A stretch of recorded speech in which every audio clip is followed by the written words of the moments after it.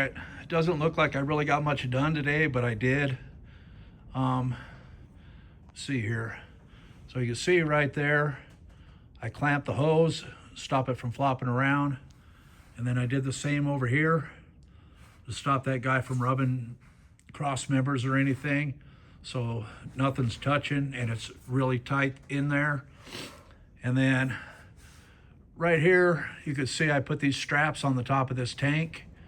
And instead of drilling all the way through that bar, I drilled into it and then I tapped threads into the hole and 1/4 inch and put 1/4 inch bolts, and it's definitely secure. So I think tomorrow I'll lift it off of there, and on the bottom of that I'll put some rubber tape in there just to make sure, bouncing down the road and stuff, that nothing breaks or rubs a hole in it. I don't think it will. I mean, I can't budge that thing, but just to be safe, because you could see right here, they thought that there might have been a hole in the corner of this tank, so they put some gasoline epoxy on there to seal it.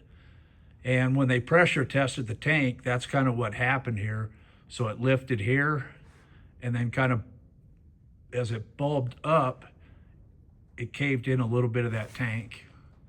So, but it'll still be all right. There's plenty here, and there's plenty here to hold the tank. And then where that bulge is, or whatever you want to call it, in this tank, it just, I don't know, it sits in there pretty dang good. So anyways, have a good day.